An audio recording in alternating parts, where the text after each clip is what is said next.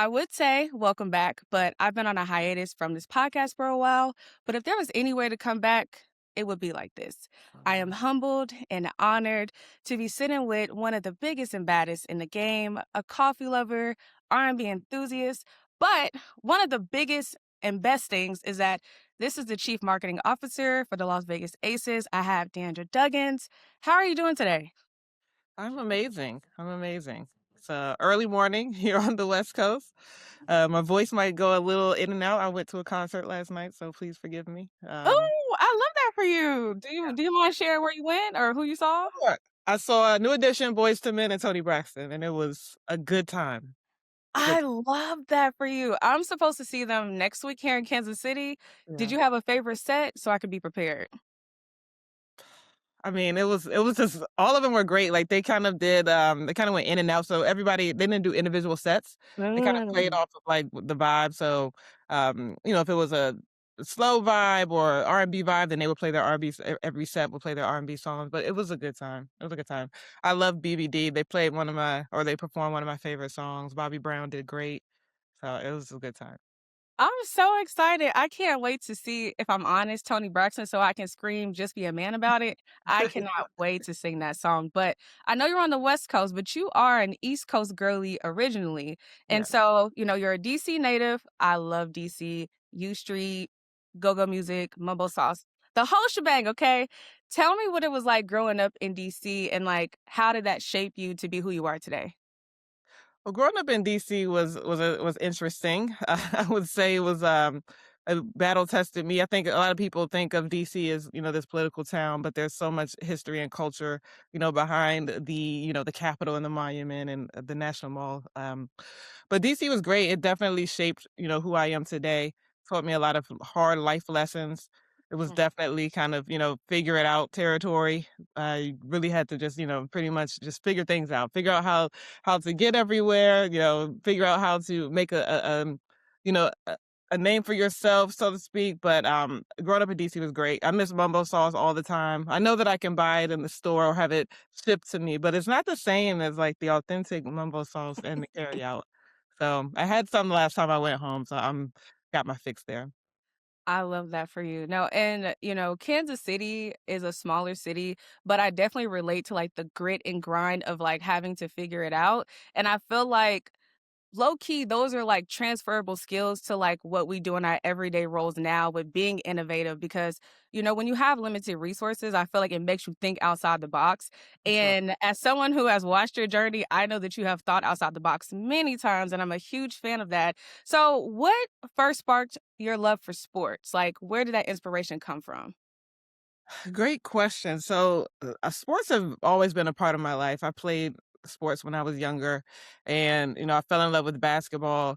I watched, the 1996 Summer Olympics, and the USA women's basketball team won gold. And Yeah.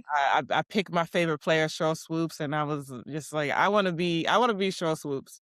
And I was not as good as Cheryl Swoops, but it gave me kind of purpose and it gave me something to, aspire to, something to focus on and, have ambition about and goal set and just dream. I think, that's kind of like, the best part of being a kid is, the ability to dream without before the world tells you all the ways that all the things that you can't do. So, basketball was definitely, my dream. So I didn't know I wanted to work in sports. I didn't even know that sports was a career. I watch sports on TV, I go to the games and I see the game being played, but I didn't know that there was an entire business, going on behind the scenes. And it really was, back then, so long ago, that it just wasn't portrayed. It was no access to it. So when I went to college, I knew I had to go to college. But I didn't know what I wanted to do, so I picked, the standard science, math, or English major. I went to NC State to be a veterinarian, and I thought that's what I wanted to do. And I realized about 2 years in, yeah, this is not for me. I had some really interesting labs and animal science classes. I watched some interesting things on the farm, and I was just like, "Yeah, I'm a city girl at heart. I can't see myself doing this for the rest of my life." So I took some time to just explore within NC State, like a couple of classes. I took some marketing classes. I went to take some sports management classes, And I talked to my advisor and, they told me all about this career in sports and how I can blend, think something that I'm passionate about and something that I also had kind of in my repertoire, just being creative.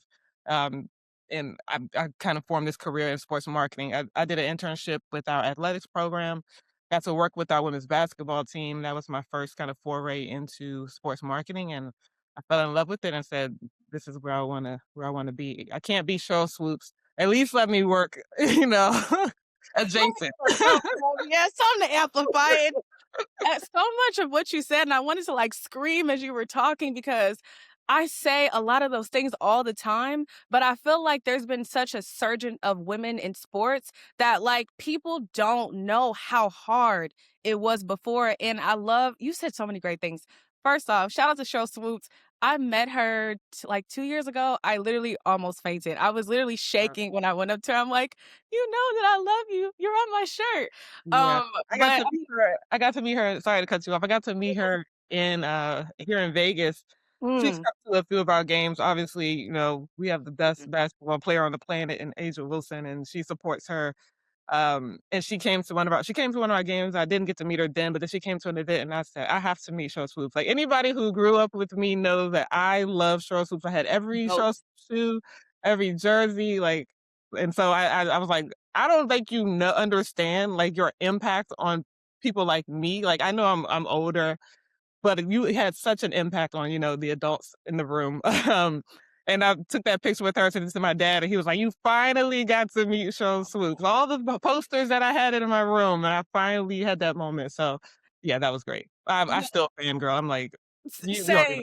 even understand. No, literally same. And I wanna give Cheryl Swoops her flowers because she inspired so many of us, and even with her having the first signature sneaker for a Mhm. woman, like, at this time, that did not seem possible, and I feel like, again, women's sports have come so far in the last 5 to 10 years, but everybody wanted to be like Cheryl Swoops. She's, in pictures and campaigns with Michael Jordan and stuff, and it's like, I need to get there.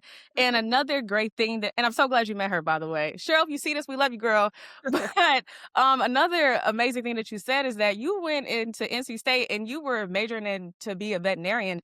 I went to Mizzou undergrad and I wanted to be a sports journalist, but like you said, that was not really a thing. Like seeing the business of sports and it being a job that you can create from it, that was like a foreign thing. Like people were like, "You want to be a what? A Right, who?" right. And so just how far we both have come is amazing. And I was majoring in health sciences. And when I got to my junior year, I had a professor, Scott Brooks. He taught Black studies, but he focused on sports Black studies. And I'm getting 150% in all his classes. And he's like, "You ever thought about a career in sports?" I'm like, "You know what, my boy, I have." But there was nobody who told me, like, you can do this. Yeah. So, I know you said that you worked with your women's basketball team in college. What was your first, like, big girl job in sports? Oh man, my first big girl job. I don't know. I feel like all of them were kind of big girl jobs. So, um, Laquita Frederick, she's someone who has like really like put me in position in a lot of things in my career. So she was the one that gave me my internship at NC State, and I saw her kind of doing it, and I was like, that's cool. But then I went to grad school at Georgia State, and I made it a point. I was like, I want to work for every sports team in the city, and I don't care what I have to do. I mean, I do And care a Georgia bit, but Yes, and Georgia State is in Atlanta. For those who don't know, we met from Georgia State, but Atlanta is a sport mecca. I'm sorry, go ahead. Yeah, so I worked with the Atlanta Hawks, part-time. I worked in Georgia State athletics as a graduate assistant. I worked with, the Falcons. I had internship with the Georgia Dome. So I got to see every professional sports on every, the biggest stages. And to me, that was a big girl job. Like I was like, I've arrived. I've arrived. Even though I was Period. an intern, I was having all these great experiences. But I guess my first real salaried big girl job, I took a position in New York with the agency called SME Branding. And that was after I graduated grad school. I was working for the Georgia Dome or the Congress Center back then full time because I was an intern with the Georgia Dome. They couldn't find a full time position for me, but they wanted me to, stay put. But it wasn't really, in sports. So I took this position with SME Branding in New York, and it was a sports branding agency, and we did like such incredible work. So we did brand strategy, brand identity for some top sports properties like the New York Yankees, Kentucky Derby, so on and so forth. And I was a marketing director there, but I learned so much in that position from the owner of that agency, just about, how to do brand storytelling and how that applies to driving business objectives, how, why logos matter and why branding matters. And really just, it really has shaped my career from then on. So that was probably that was my first big girl job. Amazing. Yeah, I feel like anything in sports, especially as a woman and a Black woman, getting into it, especially like if it was before the last, I want to say 3 to 5 years, is 1000% a big girl job because you're doing multiple roles in one, which I feel like has helped shape and cultivate your work today. And like I said, I'm a huge follower of the Aces, the WNBA, and your work because, as I said before we met, when you were with the Baltimore Ravens. And so I definitely want to talk about the storytelling aspect of sports and why is that important to you and how did like all the things you just named help shaped your storytelling? The storytelling part I think is super important just because it's a connector. Can't talk this morning. I told you that It's concert. early, girl. It's okay. It's such a connector. It's really an opportunity for fans to connect to players in a deeper way, beyond the field, beyond the court. And it's a way to really just find emotional ties and really give people a reason to cheer for your favorite team or your favorite player beyond how they play or beyond, the performance on the court or the field. It really is an opportunity to be creative. I think some people see these players as, larger than life and untouchable. And, they really have similar stories to all of us. They just, they're part of that 1% that has better talent than I, obviously, where they can actually be the next Cheryl Swoops and, the next Lamar Jackson and things like that. But they all have a past and they all were kids that had dreams and they had, whatever challenges and adversity they had to go through. It's just a great way to connect with people. And that's really like what I try to bring to every organization. Like, how can we find the stories beyond, under the helmets and, beyond their uniforms that really can help us drive, fandom? Because what you're trying to really do is build culture and you're trying to make people not make, but, have people be not just fans, but, Resident. family, so to speak, Yeah. ambassadors, that's the best way to do it, and it is not really a transactional thing, and it's not, it's important to be authentic in that as well. You don't do it for the purpose of, "I want something from you." You're really just doing it because these stories matter, especially in the W. I think that's probably the biggest reason that the W has seen this spike, at least, the Aces, the Aces 100%. specifically, just because we were able to shine a light on all of our players, in a way that a lot of people don't, and really give everybody a shine. Everybody matters on our team. We wanna make sure that, fans find some connection from everybody. Everybody doesn't have to just be a fan of Asia Wilson. They could be a fan of, players 1 through 12. And, that's been really important for us. And it's been really a driving force in how we've built, the Aces brand. And I can't take all the credit. I have, great colleagues, great teammates who were doing the work before I got here. And, obviously all the, people coming in, we just try to amplify that and see how we can be bigger and better and just do things in a more incredible way. That is amazing. And as a fan of the W, I 1000% saw how the Aces elevated marketing and branding and like connected the players with people. And a lot of my content has been based around marketing, marketing, marketing, marketing, marketing. Because I think also at Georgia State, I feel like that's what I focused on too was like marketing and storytelling because there was a gap in storytelling for women's sports. So when I saw you take this position and just seeing more behind the scenes of the Las Vegas Aces, seeing more personality from them, I'm like, I see how she's helped shaping the culture. And like you said, you guys have an amazing team on and off court. We're gonna get to the Aces, but I do want to talk about Lamar Jackson and the Baltimore Ravens and how you got a jersey in the background with your name on. I love it. So you spent several seasons as the director of advertising and branding for the Baltimore Ravens. Tell me, how did that opportunity come about? Listen, I wanted to get to the NFL for a very long time, and it wasn't a linear path for me.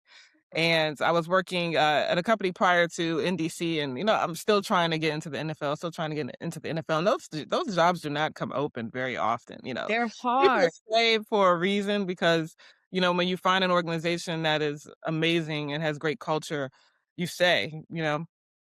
So a I'm sorry, position. I have a quick question. Yeah. So, I'm so sorry to interrupt you. That part of what you said is these jobs do not come easy. It is a lot of women who want to work for the NFL specifically. So, how did you stay encouraged too throughout that? No choice. I mean, I if I don't, like, I'm never going to get to, the goal that I've set for myself.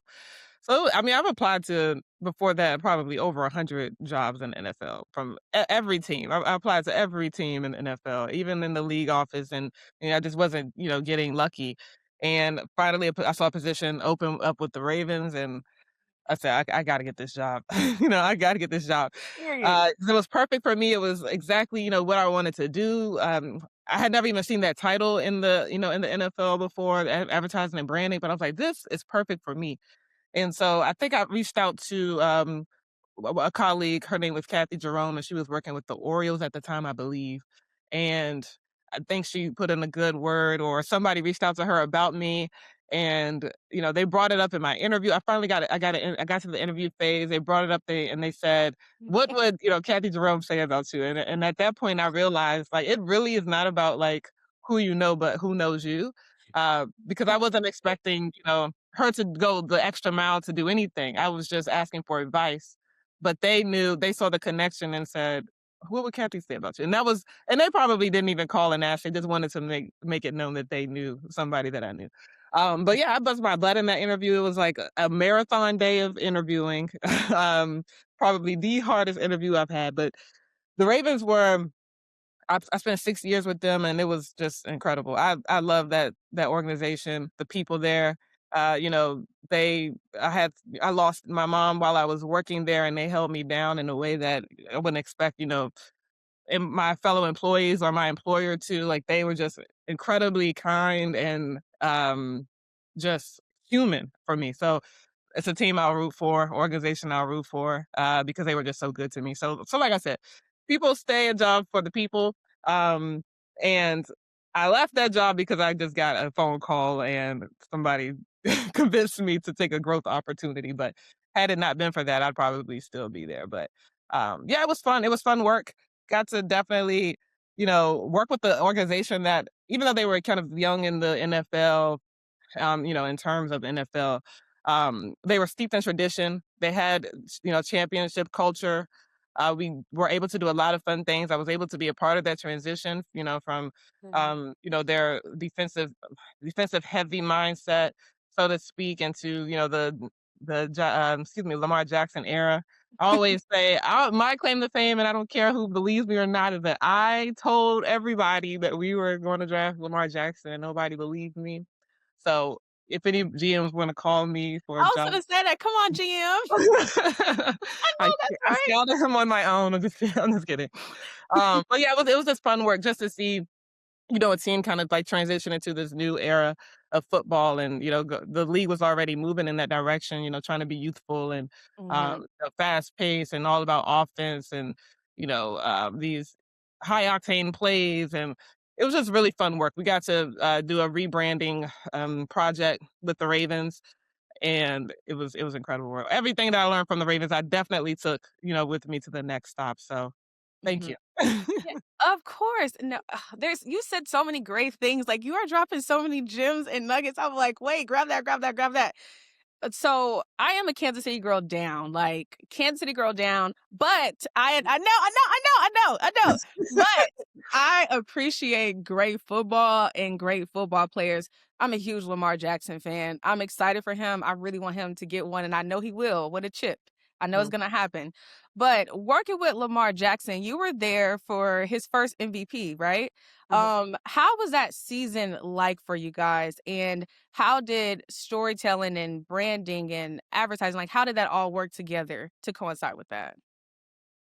Sometimes things take care of themselves, but you have to make sure that you are stewarding it correctly, right? So I don't think anybody expected for I can't remember the first I know the first season that so when Lamar came in like midway through the season when or his rookie year. But then the next season was his first like full season. And that's when the team went like 14-2, I believe, and just crazy run. And so you're kind of like you can be prepared as much as possible, but there's some things you just can't prepare for, but you need to just be ready to react, you know? Mhm.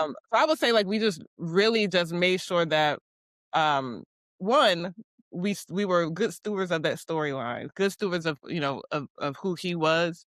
Mhm. How do we protect him in the best way possible? How do we also make sure that the light is just not about him, it's about how he impacts the team. And obviously the player driven stories and the award stories are really a PR effort.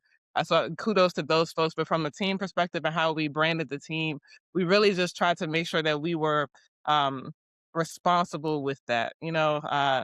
Making sure that people just saw him for his electricity and him as a quarterback and how he's a good leader and how he impacts the game. So it really was a bunch of just reacting because I don't think no, you just cannot. You just things in football you just cannot plan for. It's just Oh, being ready when it happens. mhm. No, I couldn't agree more. And again, I know I'm a Kansas City fan, but just from the Kansas City Chiefs aspect and watching the Mahomes era, like it's been insane. Like we had seasons where we were 2-14 before this era, and it's like Mhm. it suddenly happens, and it's like suddenly we need to connect with more people. Suddenly we need to tell this story, and I think the Baltimore Ravens have done incredible things over the years, if I'm being honest. And so, you went from the Ravens to the Aces, and you said you had to be convinced, which I totally get it because it's like when you got a great job, you're an East Coast girlie, you're like, and the growth aspects, because when you went from the Ravens to the Aces, you took on a VP role, correct? Yeah. Mhm. So you took VP of marketing. So what was that transition like for you? Early was that January 2022? And Mhm. that was, I want to say that that was ahead of the historic championship runs too. So what was that transition like for you? Scary as hell. Mostly because I had moved around a lot, so the moving part wasn't the scary part. It was really like you want me to be responsible for all of this. And, at the Ravens, I was under the leadership. I had a great boss at the Ravens, and they still do incredible work. And I still copy things that they do because they're just so good at what they do. Mhm. But it was like kind of like modeling, I think people model the great bosses that they have. So I was like, okay, I have to model what I saw, but it's scary that I'm gonna be responsible now. Like, not just in the support role, not just in, collaborating. I'm responsible. So that part was scary. It was scary kind of, going into unknown territory. I've been to Vegas, as a tourist, but I had never, spent significant time in Vegas. So I wasn't really sure like, how, to build community and how I was going to come in and not just quickly try to change things, but really try to learn as much as I could in a short amount of time, and then apply that to, what we were doing with brand strategy and marketing and advertising. So again, it was scary, but I think the fear part kind of, it definitely went away. But I think like if you don't do things that scare the hell out of you, you're really not pushing yourself. So, what's the worst that could happen? I get here and I'm terrible at my job, which I won't be terrible at my job. Like I think like a lot of people, the high performers, high achievers, like Yeah. I will not allow myself to be terrible at my job. So I had to take that out of my brain. Uh-huh. But the worst that could happen is that I was terrible and I would have to move back. So that's not it's not the worst thing in the world. But yeah, I got here and we had about 6 people working here when I got here. So it was really we had to do so much.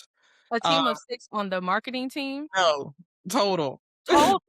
Yes. And that's another thing, a lot of people don't realize, like, sometimes these are very, very, very small teams and possibly small budgets, but woo, girl, Well, okay, I'm it was sorry. so the Aces were in this, transition because they changed ownership. So they were owned by Mhm, MGM and they changed ownership and I came mhm. in they changed ownership in 2021, I came in 2022, so they were kind of now rebuilding the staff, but when I got there, it was 6 people. And so, as we were rebuilding the staff, we had to do everything. And luckily, all of the things that I saw and I helped with and worked with at the Ravens and previous jobs prepared me for this. So that's why it's like even the roles that you don't think you need, like they have a purpose. Like you have to find purpose in that. There were some jobs, like I said, my path wasn't linear, but it's like, well, I don't know what I'm going to get out of working for this golf agency. But I learned, but that became one of the most kind of pivotal points of my career, just learning about CRM and audience segmentation and how that applies to marketing. And when I got here, I Absolutely. had to set up the entire marketing tech stack, with my team with the ticket folks. And I would have never known how to do that had I not had that, that time with the golf agency that I was like, I have no idea about golf, but here we are. But anyway, so yeah, getting here was scary, but it was fun. Um, Scary in an exciting way too, because it's like, I mean, all we're doing is throwing stuff against the wall, seeing what sticks really, and just trying to find a way to make this thing work, to make this thing tick. And luckily, I got lucky. I cannot, like, this was not all on the organization. Like we have one of the best team. We have the best team in the Come on WNBA. now. Come So on now. I came into that. Like, I'm going to be honest. I came into a great team. They were taking care of what they had to take care of on the court. We had to figure out how to make sure they had the fans, to support them, a full house to support them. That we were being good stewards of their brand or this brand in a way that would help grow the fan base and really give the Aces a name in Las Vegas. So, we did a lot of groundwork that first year. We won a championship my first year. So, like I said, I got I got lucky. I walked into a great situation, but that definitely propelled a lot of things. Winning definitely helps. It's not everything, but winning definitely helps. But I do think that we did some great, great foundational work, that a lot of people are starting to copy, but it's That's okay. how it is, pop your stuff. No, I agree, like I said, I have watched the Aces, and because I also study marketing, I literally, if I'm being honest, I'm like, I see the stuff that you implemented possibly from, like, the NFL to the WNBA and the storytelling aspect of, like, humanizing these players, but making it relatable. It had really bothered me. I'm like, why are the WNBA players not marketed how they should be? And this is before you stepped into your role. Like, when I was at Georgia State, I wrote so many papers on it, and that was 2018, 2020, I wanna say, and I'm like, you see, players on the court, their hair is slicked back. Why don't they have a hair collaboration or, like, a gel collaboration? They have makeup, like, all these different things, and, like, even showing more of their personality, like, Asia Wilson's personality is so funny. Chelsea Gray, Jackie Young, like, just the team in general, like, the biggest and the baddest, like, I can't lie. It's definitely my favorite team in the W. I'm not gonna hold you. Yeah. What did that first championship in 2022 mean to you personally? It was amazing. I think everybody works, when you work in sports, like you want to win a championship and know what that feeling feels like. When we won the first, we have never won at home. So every championship that we won has been on the road. So that first championship, we were playing in Connecticut. We were back in Vegas because we knew that when we won, like immediately things had to go in motion. Were planning the celebration and all of this content that needed to go out immediately. So the team we booked like this theater and we watched it together as a staff. And so we're watching it in real time and like, we the minute we win, we're all like hugging and then we grab our laptops and we're back to work. So So funny. it's like, gotta get to work. Gotta uh, so it's hard to, and that has been the case, like, for all 3 championships have been on the road. The second one, we were in New York with the team, so we got to Yeah, experience that. The that's right. third one, this in 2025, we were in Phoenix, so we got to experience that, but it was literally like, enjoy the fun on the court and then get to the hotel, we gotta do some work. Um, but the first one was so amazing because this team, like I said, had been on the cusp, like, for years, and it was just like finally they got over that edge. So it was really like I was happy for them, like That's so seeing the work that they put in. And this was, before we had a practice facility. So seeing, the mhm, things that they had to work through to be professional athletes and to be the best players in the world, they deserved it. And so all of the relief that they had and all of the tears that they had, like, I was just happy for them. So I was happy to put on a parade for them, to celebrate them and all of the things that they accomplished. And I feel like that, and a lot of people, talk about the last, year or 2 years in the W, but I Mm, feel like the change started 2021, 2022. I agree. Like, I I feel agree. like from there, everything just kinda started to skyrocket.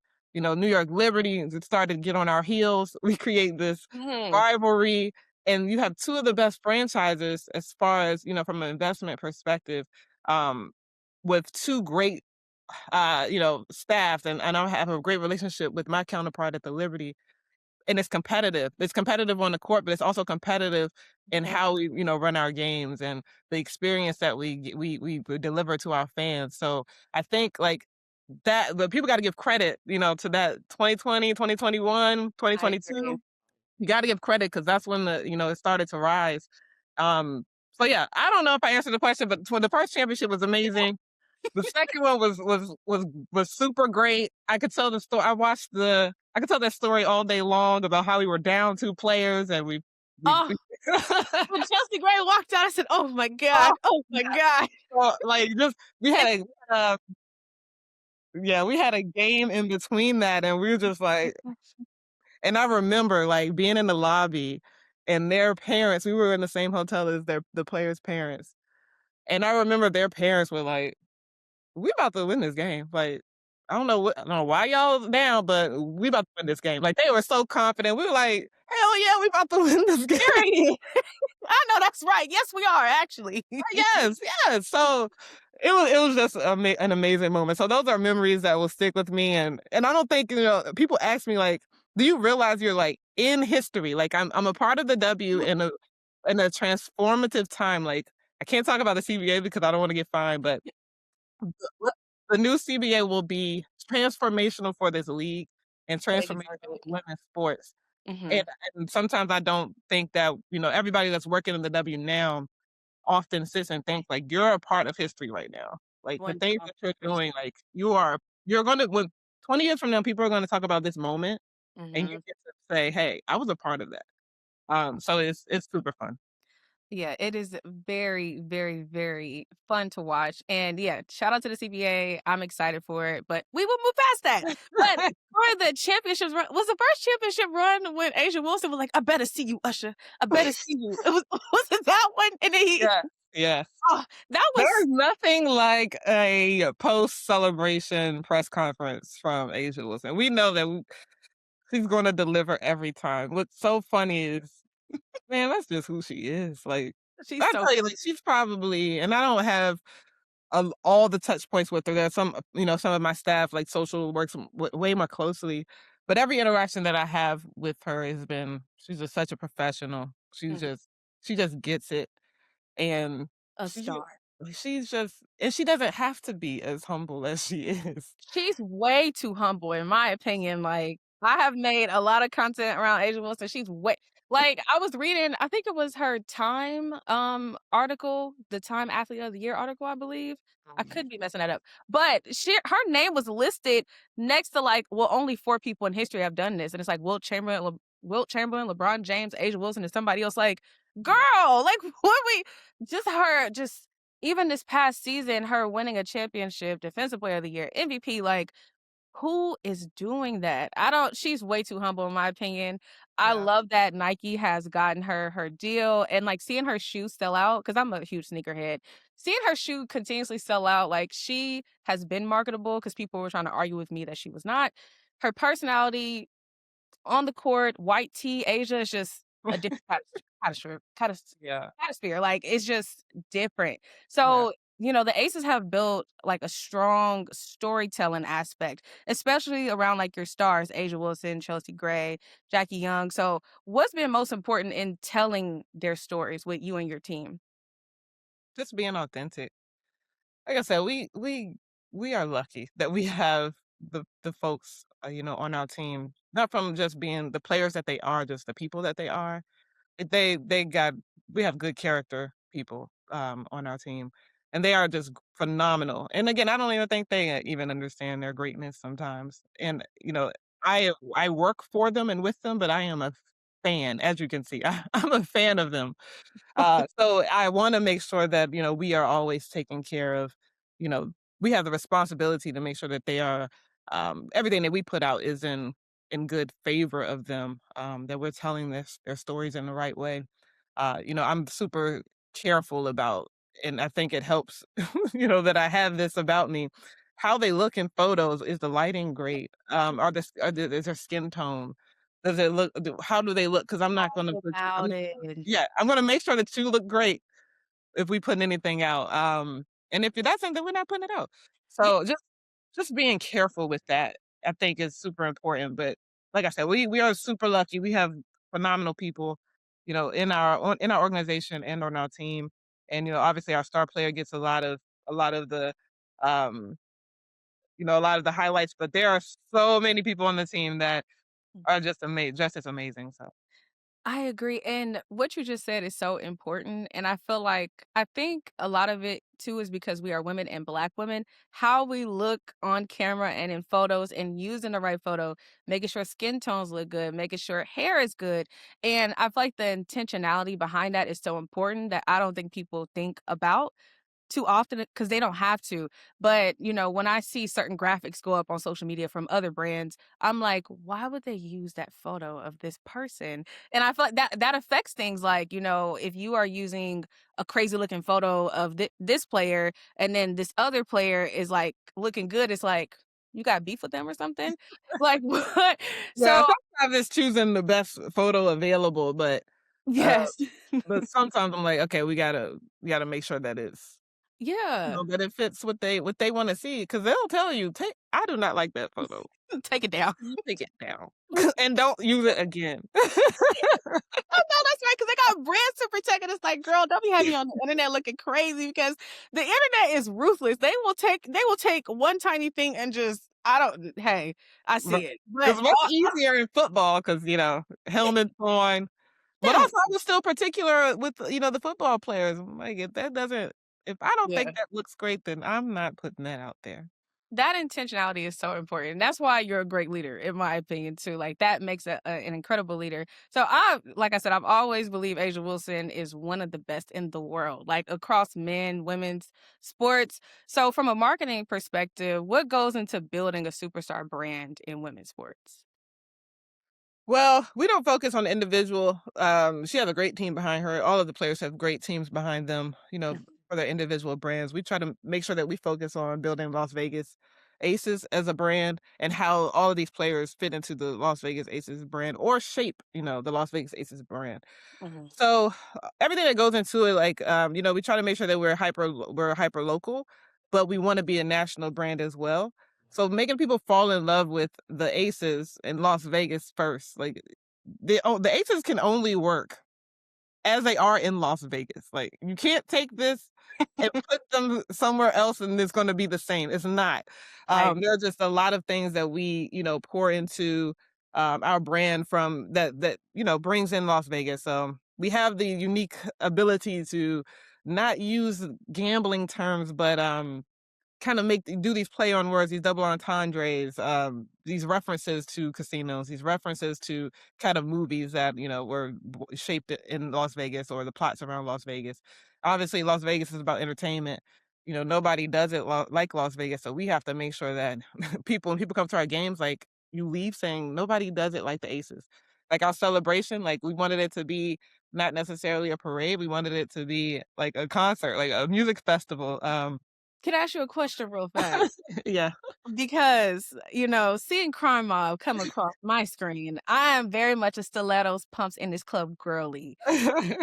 Where did that come from? Did you help get Crime Mob to Mhm. Vegas? Yeah, so Mm. our team, the team runs out to, Nuck If You Buck. They've been doing that since before I got here, and Mhm. so we were like, "Well, let's bring them in the playoffs to perform Lucky If You Buck," and I grew up with Crime Mob playing at the college parties, like, I am a fan. Yeah, and we went to school in Atlanta, so it's like, it's only right. Right, in that era, so I was like, "Say less." So, we made a phone call, got them to Vegas, and what's funny is they were like, "We know who Asia Wilson is, we are fans." Like, they knew the team, they were like, "We love the Aces." So they were super happy to do it. We had fun with them, and, they said, "We wanna come back if y'all win the championship." So we were like, Fire. "Got it." So we brought them back for the celebration. Obviously, for halftime of the game, the players aren't able to see the performance. Mm. But, at the celebration that, they were able to be on stage with them, and it was pretty fun. But yeah, so we just, wanna do things that are just different and just so Vegas. So, everybody talks about like, "Oh, it's a parade and blah, blah, blah." We're like, "Yeah, yeah, yeah." We're focused on the party, like, it's a party, and We that's what outside. we designed it around. We had Ludacris, Crime Mob, Maya, just entertainment. That's what Vegas does, and we get permission to do that because we are in Las Vegas. So everything we do is gonna be fun. I don't know if we take a lot of things serious, but we also don't take ourselves too serious. We have a Yeah. lot of fun. And like I said, winning definitely helps because if we weren't winning, then it would not be as fun. Things wouldn't be funny at all at that point. It's 'Cause not funny. I remember seeing Asia, what I don't remember if it was on court or off court, but midway through last season, and they had like a really bad blowout game. And I think Asia Wilson was like, "Hey, if that win or if that loss didn't make you feel some type of way, like you need to skedaddle, basically." And I'm like, "That's a winner right there. I Yeah, love that's a it." leader, and I think so that game, we lost at home by the largest margin in WNBA history, so that wasn't fun. Mhm. But what we learned in that moment, because that's not a place we had ever been, from a game entertainment perspective, we were like, we still have to figure out a way to entertain people. Like, Yes. we gotta figure out a way to make people believe we're about to make a comeback. We gotta figure out a way to still, encourage the team, even though the margin is so wide. We have to keep we gotta keep people engaged. And that was a challenge for our team. Like I said, we lost by that large margin, and everything was, the media was like, the sky is falling, the Aces are done. They wrote us off. Yeah, But it was they said they're out of it. There's no more aces. cut the cameras. But it was a challenge for our creative team too. Like, how do we get through this from a creative standpoint Mhm. and still tell the story of this team and keep people engaged? Like, and when we wasn't even that bad though. We were sitting at like 500. Like, that is not terrible. But There, it was not representative of what the Aces when you're were. a winner, the bar is, like, through the roof. We're So it's high. just kind of like all I saw was the Aces are trash. I was like, "Whoa, whoa, whoa. Whoa. Y'all jumping too much. Relax." Yeah, so it affects us, internally too. We're trying to just figure out, like, how do we keep people coming back to the games? How do we Mhm. keep our fans engaged? And, what stories are we gonna tell them where we're not doing so great? We're not performing in the way that our fans expect us to perform. So it's really just digging deep and keeping people motivated. There's still great stories here. Like, we gotta talk about, because this thing is gonna turn around.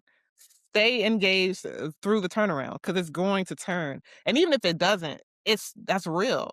Yeah. Like, they had adversity in the season. Don't shy away from it. Like, let's be honest about it. Like, yes, we had adversity, and Mhm. this is how we got through it. So our team is working on a documentary. We put one out every year. Mhm. I can't wait to see this one. This one I I'm think is excited. gonna be, like, one of the best. Just even though I was there, like, just remembering, like, yes, I remember that moment, and there are some things that you see on the court that was a turning point, but that fans Yeah. might not have caught, and it's just our team does a great job of, like, being there in the moment and just telling that story, and, using the players to narrate, their POV. So this documentary, it should come out before the season starts, and I think it's gonna be cinema. Absolute cinema. No, I'm excited. 'Cause it's like you said, it's so many personalities on the team, and just from a fan perspective and covering the game, I just watched how people was, like, trying to throw the aces away, and it's just like, you got stars, Asia Wilson, Chelsea Gray, and even seeing Dana Evans get active during the playoffs run, I'm like, "Baby She girl, said, "Say less." say." You know what? 'Cause they were trying to count her out, and I'm like, "Don't bro, y'all didn't see what she did with the Chicago Sky? Like, she really turned up with the Sky, like, y'all are forgetting." And I feel like the Aces, after that game, and Asia Wilson was like, "Y'all can skedaddle if y'all not trying to win." I feel like everybody was like, "We need to lock in. We can't yeah, we need to lock I in. feel like she was talking to me too, but, like, "You know what? Let me step my game up. Let me Let get." we can step it up." I felt the same way. Like, I saw her looking on the bench. I'm like, "Damn, am I in trouble too?" Like, 'cause I understand, like, when you're a winner and you start losing and then all the noise, it's like, "Bruh, Yeah. No. It's so fun to tell those stories, and it's just like there are ind there's this story of a team, but there's individual things that people are going through also in that moment, and so, like, I will get to see, like, you have no idea what this player was going through. You have no Yeah. idea what this player was going through, but all everybody saw was the Aces suck, and they're not And gonna win Joel another Lloyd too. championship. Yeah, and with KP, Kelsey Plum going to the Sparks, and now you got Joel Lloyd, like, she's trying to find, like, her stride, like, everybody's like, "What we doing?" And so everybody tried to throw y'all away, and to just see y'all come out resilient and, the playoff run, it just was like, "Oh, oh," like, each series, I was like, "Oh, oh," and then the And season we 2. and we kept it interesting. We took those first 2 series to the woo, my heart. I was gonna lose it on some of those games. We kept it interesting. It was exciting. Like it's there Yeah. is nothing, you just cannot replace like what it feels like to be in an arena Mhm, and mhm, you're down. I don't even remember when we were down in the Phoenix game 3, but mhm. 2.2 seconds on the clock, Come and on you now. give Asia Wilson the basketball, and she hits Come on that now. that freaking shot over 2 Oop, defenders. come on And now. that is gonna be the moment, like, that is her GOAT moment. That But needs to be beyond that but before that, like, how everything was coming together, like, in that series, from, getting through the Indiana series, getting through the Seattle series, Jackie Young's putback and Jackie Young's amazing game where she just could not miss, and Dana oh, Evans yeah, getting active and, the defense. Kia Stokes coming in, getting big defensive stops, and Jewel Lloyd, Mamba mentality. It's just Come on now. you just cannot replace, like, the feeling. You can't replace, like, what you like, how things the sound, like, arena went quiet in Phoenix, and all you heard was the Aces fans that were in there. We were in the suite going crazy. We were going crazy, like, chanting I MVP, know. and it was just to be a part of those moments, like, you just cannot replace it, and you just can't. So, like I said, sometimes I don't even like, I have to remember, like, I am in these moments that are gonna Yes, be a part of history. defining moments in WNBA history, so it's great. It's great to be a part of it. It's fun. Like, I tell people I was speaking on a panel at Wise the other day. I basketball has taken me so many places. I've gotten to meet so many great people, been a part of so many amazing experiences, basketball and football, sports, period. Just Mhm. from this stupid ball, like this stupid football and this stupid Little basketball. game, this little game. Sports ball has just, been so incredible to me. I have, the best career, and I could be doing so many more important things, but I get to, be a part of bringing joy to people's lives, and whether it's we win or we lose, like making sure that people leave feeling good, like that the game where we lost at home, like we were like, if we're gonna lose in style. We about to have some Come on fun. now, turn up. So I'm whether waiting it's to hear fun, this one, yeah. watching, but we still have a job to entertain. We have a job to, continue to deliver hope and make people believe in this team and Mm, all the things that we're trying to provide, and not just from a basketball standpoint, just basketball builds character. How do we grow the game? How do we get more, women like you and I that sports was such a significant part of our lives, even though we don't play professionally, like the character building and the things that it yeah. gave us, it's fun to be a part of. That is so good. Like, I wanna close it on that, but I have a few more questions. Like, all of you're dropping so many gems, and I hope people pick these things up because what you just said is just so important, and, like, I think about that often too, like, this little stupid ball. This game, this is so they're playing a game, this is unserious, but it has taken me to amazing places. I've worked with ESPN, the WNBA, NBA, and, like, I dreamed of doing those things. I'm like, when I was younger, that did not seem, like, possible. Mhm. Also too, I wanna go on record that Asia Wilson statue in Vegas should be that shot, that they had over AT and Delana Bonner. I just feel like that was just different. But, sports is crazy, it's nonstop. One of my last few questions is, what keeps you grounded during, like, these crazy playoff runs or just crazy times during the season? That's something I'm still I'm still working on, but, Same. I have main character energy. Period. I am the most important person in my life, It is. so I have to make sure that I am well. that I am spiritually fed, emotionally fed, physically fed. Because if I'm not good, then this whole thing gonna burn down. I Mhm, mean, in my world, it's gonna burn. mhm. So I also try to just keep in perspective of what I'm doing. Like I said, like it's stupid. It's a stupid ball. It's gonna bounce. It's gonna go in that hoop, and it's gonna be thrown. It's gonna go through those two. It's Gonna gonna go it's gonna happen, like, and as much stress that I have and, like, yes, it's stressful times, there's frustration, in the work, but at the end of the day, that game is gonna tip off at 7 o'clock. That ball gonna kick off at 1 o'clock, Mhm. and nobody is going to be hurt in the process, like, it is okay, like, Good. so, just staying grounded in that, it's a blessing to be able to do fun work, as a job and a job that, keeps me provided for. It's provision, it's opportunity, it's experiences. So that Mhm, just keeps me grounded, just staying, present in the moment and not taking this thing too seriously. mhm. Obviously, I gotta eat, but, Gotta make this um money. yeah, but I know that, like I said, like, I think, a lot of us are, high functioning adults, so our 85% might be somebody else's 100%, so I can afford to I don't gotta do some things can be just okay. Yeah, it's okay. It's okay. It's gonna be okay. So that's how I keep grounded.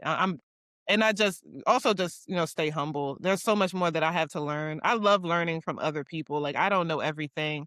I still try to pick people's brains, even like, people that aren't that might be asking me for advice. I'm like, I need to ask you for some advice. Like, Exactly.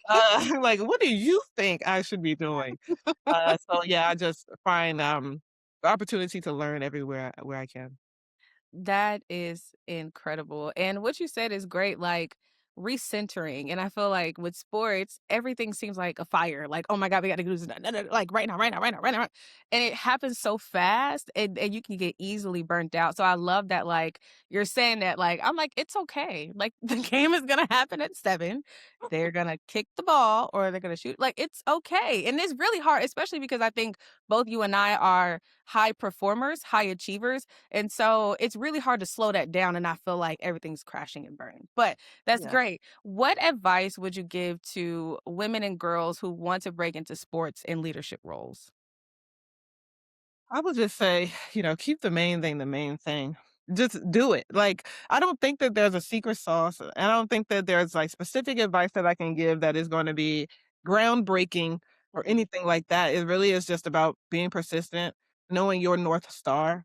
I talked to, again, a panel the other day and I said, define what success is for you so that you're not out here competing and being envious of what somebody else has when that's not even for you. You don't even want that. right. So why are Social you media, yeah, I think social media glorifies things as like you don't even know if you like that, but exactly. So just knowing what success means for you. If it's about, getting as much money as possible, then that's what you should be aspiring to do. If it's about finding a great cultural fit or just, know what success is. If it's about work-life balance. Make sure you're making decisions that, you know, feed into what you have defined as success. So I would definitely say that that's the advice that I would give. And I had another thought and I just lost it. Oh, and in that same vein, um, I have no FOMO, right? Like I don't have Mhm, to be in every room. I don't have to be at every table. I'm okay with missing out on things that aren't for me, and I mhm, think people have to be more okay with that. If it's for you, it's gonna be for you. Don't feel like you just have to be everywhere and do everything. And again, it's just get to where you are and do the best job possible. mhm. Advocate for yourself. Don't wait for somebody to just pick you because that's not Yes, going to happen. Stand yes. up and advocate for what you want in your career. Keep receipts of what you've done in your career, just be persistent, like, that's really the best advice, and like I said, it's not groundbreaking.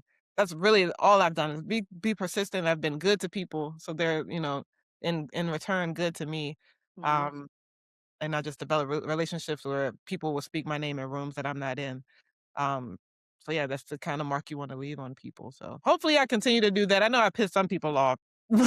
But And that's I try okay. my best not to. I mean, what I've had to realize is there's no way, honestly, to be successful and to be 100% liked all the time. Like, you have to have those hard conversations, do the hard things. And it's so funny that the FOMO thing, I have a really quick story that like I don't think I've said to like out loud to people that don't know me personally.